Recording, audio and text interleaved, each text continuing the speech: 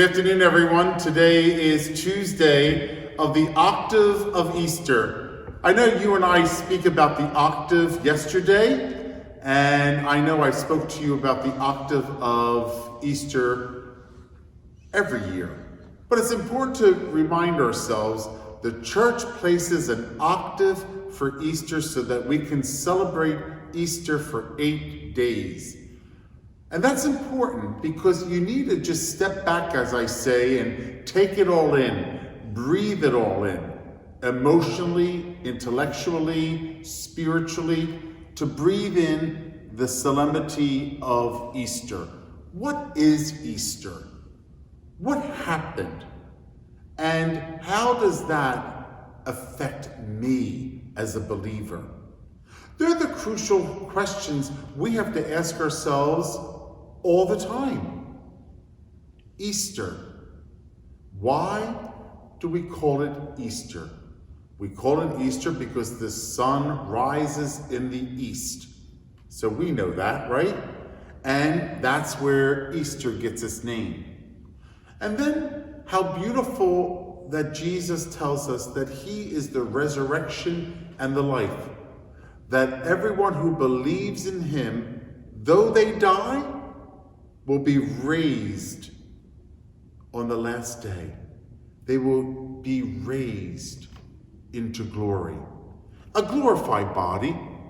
You're not going to have this body, your body, this body, my body. No. And when you die at 92, are you in heaven at 92? No. There is no kind of physical world in the heavens. There's no time, there's no day of the week, there's no month, there's no year, there's no concept of time in heaven. You won't have any of this corporal body, you'll have a glorified body. A glorified body. No pains or aches, no glasses, no medicine, no doctor's visits, right? So you can't equate it always with this kind of world. That's why John Paul said, don't always associate heaven as a place. It's more than a place. We use terminology like place and the gates of heaven only because we're using human terms. And I guess in one way it's okay. But another way, it's so far off. We're so far off that it's not part of this world. Remember what St. Paul says? Eye has not seen, ear has not heard, nor has it dawned on man or woman what God has prepared for those who love him. You can't even imagine. You can't even begin to imagine what heaven is like. I know that when Mary Magdalene went to the tomb after the resurrection, the stone was rolled away, there was no body in there, and then there was a man she thought was the gardener. You heard the gospel today, right? And she said to him, "Where have you laid him? I could carry him away." She didn't know what to do. She was sad. They were all filled with such emotion. Their emotions were going wild. Seeing the crucifixion, the whipping, the scourging, the crown of thorns, the falling 3 times on the way of Calvary, the spikes going into his hands and his feet, and the sword going into the side from the soldiers lancing his side with that sword, with that lance, so to speak. Horrible. Horrible. All those emotions that they were feeling. And then going to the tomb, and then there's no body there? I mean, talk about, oh Lord, what's happening? And then she says to the guy who's standing there, thinking that it's the gardener, "Where have you laid him?" And Jesus says to her, because it was Jesus, "Mary." And she says, "Rabboni, teacher, don't cling to me. Go tell my brothers. Go tell the apostles." not to recognize him because he's in his glorified body, not to be able to recognize the Jesus that she saw, the Jesus that healed her. Remember, she was the one that he cast out 7 demons. Not even recognized him. In his glorified body. What does that mean? And was that glorified body with Jesus just so that she could see him? Or does that glorified body, there's a whole transformation that takes place? Remember when Peter, James, and John went to the top of Mount Tabor and he was transfigured before them? His clothes became dazzling white. Everything was so shining and bright. Oh. The glorified body. You know, sometimes we fear death. I guess it's human emotion, right? Most of us cry when someone dies. Even Jesus cried at the death of Lazarus, right? It's sad. But with Christ, what a beautiful hope that it doesn't end in death. It doesn't end with death. That we're brought to new life. You know, when I was newly ordained, I was only ordained a couple years, my mother died. And I remember gathering in our parish church for the viewing. And we had people coming from the neighborhood and from my first assignment. And I looked at my mother lying in the casket, and I said, "Mom, I'll soon be with you, hopefully in glory. I'll be with you in glory." Because that's where she is, in glory. That's what I pray for, that she is with God for all eternity. Now, I have to understand what that means. My mother died of leukemia. So that means in her glorified body, she doesn't have any of that. She doesn't have her physical earthly body. Who would want our earthly body anymore? You have a glorified body.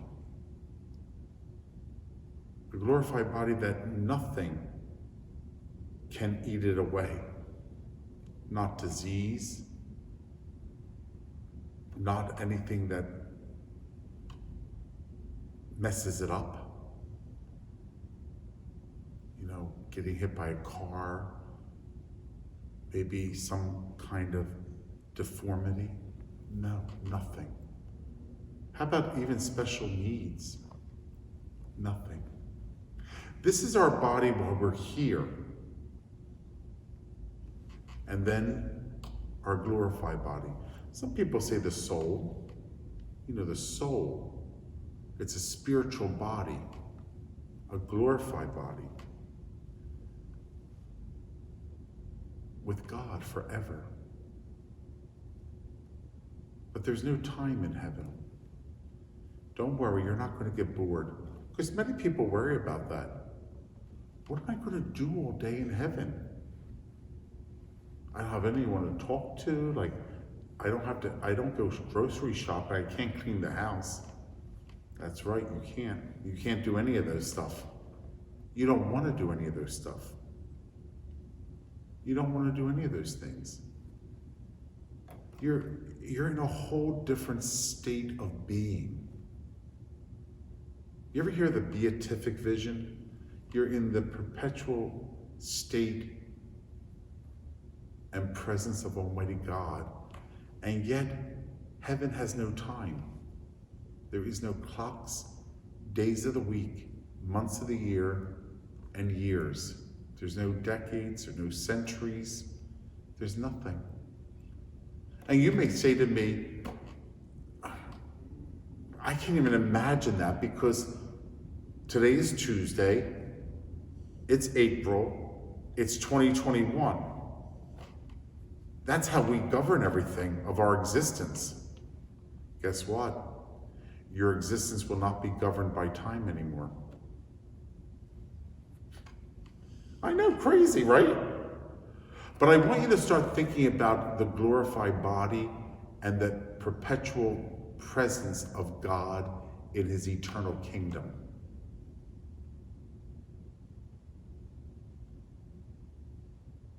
It's hard to imagine. It's hard to imagine. But could you imagine just to be at total peace, physically, emotionally, mentally, spiritually? Could you ever imagine that? Perpetually at peace, perpetually in joy, in love. Could you just imagine that? Well, that's what heaven is. That's what heaven is. To be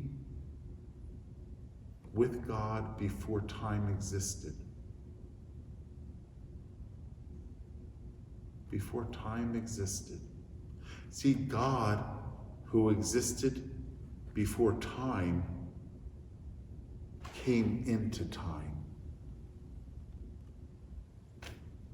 and was born from the Virgin Mary. He had no time, and I know that's hard to understand. God, who has no time in his world, no, there's no clock, no time, came into a world of time.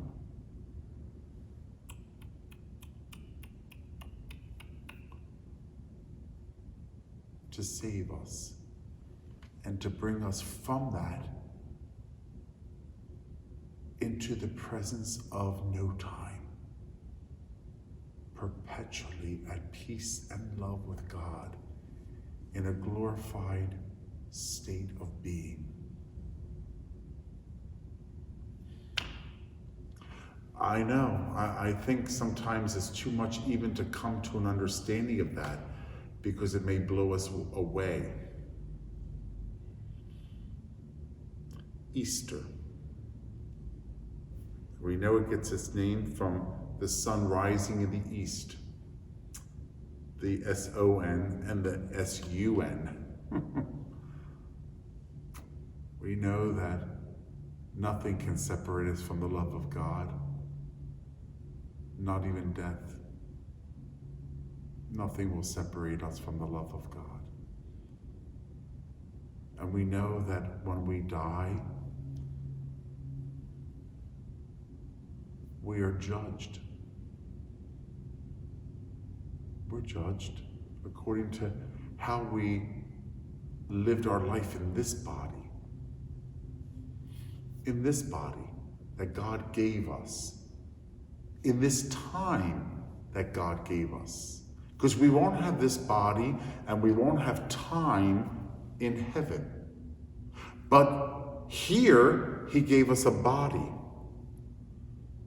and food to keep the body alive, and the sacraments to keep the soul alive, and in connection, in deep connection to his presence. I need to be baptized. I need to be confirmed. I need to receive communion.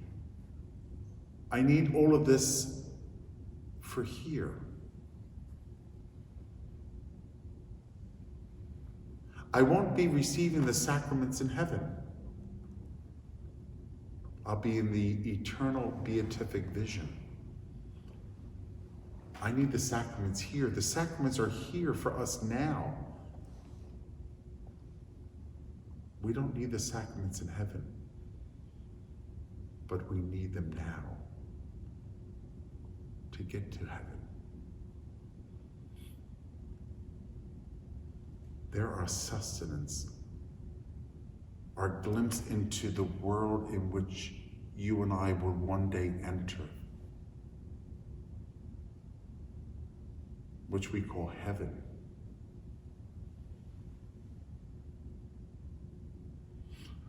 So this is the octave of Easter, isn't it? 8 days to celebrate the mystery of what we believe as Catholics, as Christians. It takes that long, doesn't it? It takes that long just to think about all of this and to understand what we truly believe. I had a funeral today, and it's so beautiful to celebrate a funeral mass, to prepare that body for the transition. They will meet God.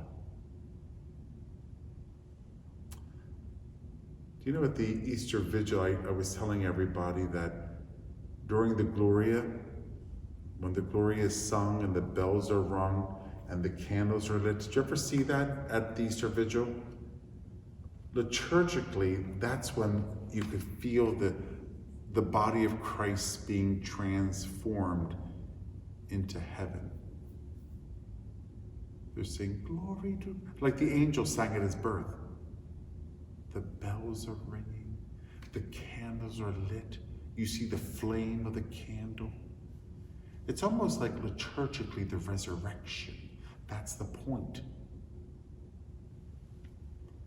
At the funeral mass, they say the high point is when it's the final commendation. Do you know when that is at the funeral mass? It's after communion. We go to the body and we incense the body. And they say with the smoke of the incense rising to the heavens, the soul is going to God. A pivotal moment at the funeral mass. Receive her soul and present her to God the Most High. That's what we sing. Receive her soul and present her to God the Most High. Saints of God, come to her aid. Come to meet her, angels of the Lord. Receive her soul and present her to God the Most High. The incensing of the mortal remains, so that the glorified body, the soul, is presented to God the Most High.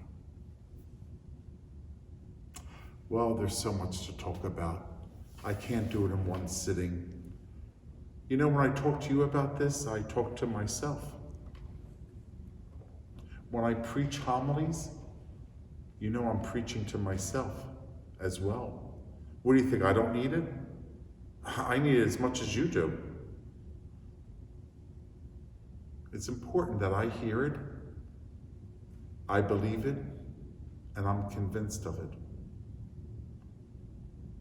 I hear it, I believe it, and I'm convinced of it. The theology of the resurrection.